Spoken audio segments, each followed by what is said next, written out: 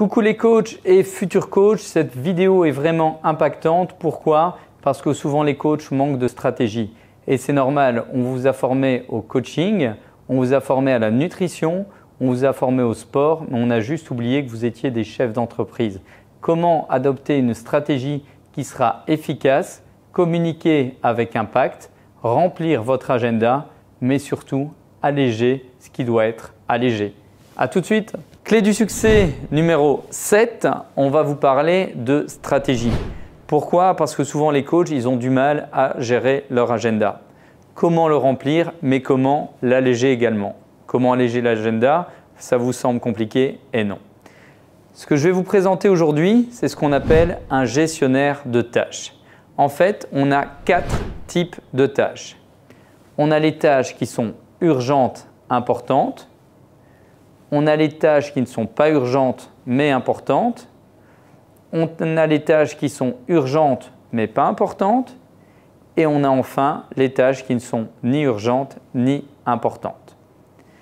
Qu'est-ce qu'on doit faire en fait avec des tâches qui sont urgentes, importantes?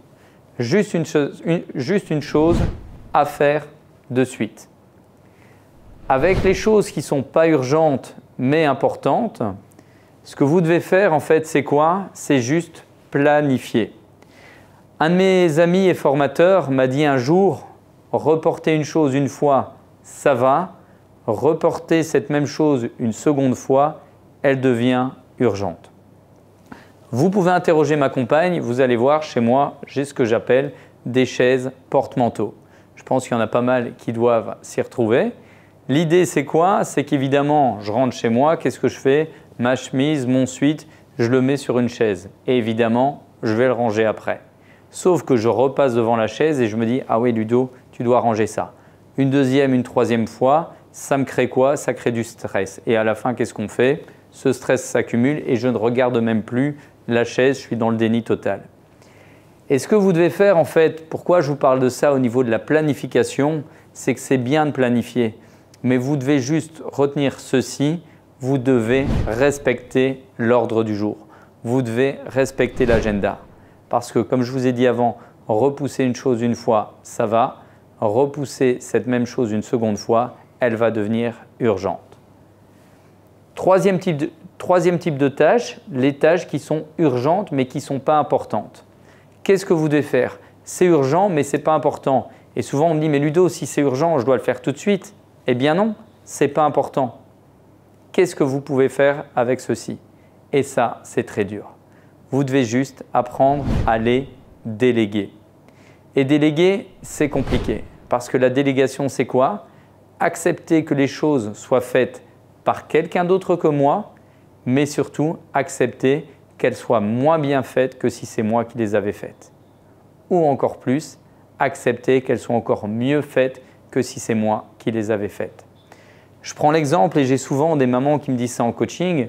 Mais Ludo, oui, mais tu sais, si je prends une femme de ménage, les vitres, elle ne va pas les laver aussi bien que moi.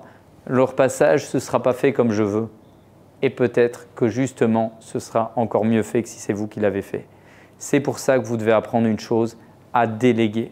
Parce que ce qui se passe en fait, c'est que notre agenda, souvent, il est rempli de plein de choses qui pourraient être déléguées.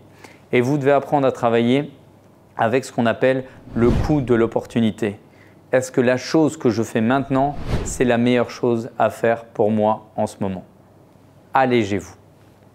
Quatrième type de tâches, les tâches qui ne sont ni urgentes ni importantes. Qu'est-ce qu'on fait? On les délègue. On en a parlé avant.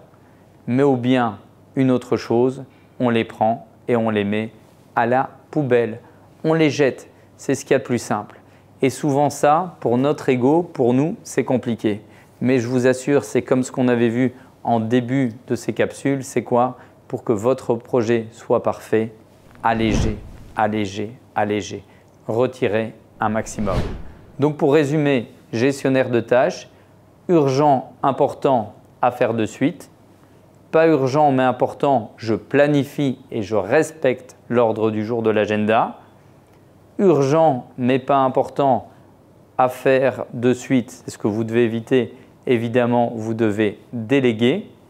Pas urgent mais pas important, je délègue ou je mets à la poubelle. Et une petite pépite que je vais vous donner, un conseil de coach, ce gestionnaire de tâches, faites-en 2. Pourquoi? Parce que si vous le faites, vous allez mettre vos tâches familiales et vos tâches professionnelles. Ce que je vous conseille, faites-en vraiment un au niveau professionnel et un second au niveau familial. Voilà les coachs et futurs coachs, un petit cadeau pour vous dans le descriptif de cette vidéo. Vous avez l'occasion de télécharger justement ces 12 clés du succès, un véritable outil qui vous permettra de développer votre activité. À bientôt les amis!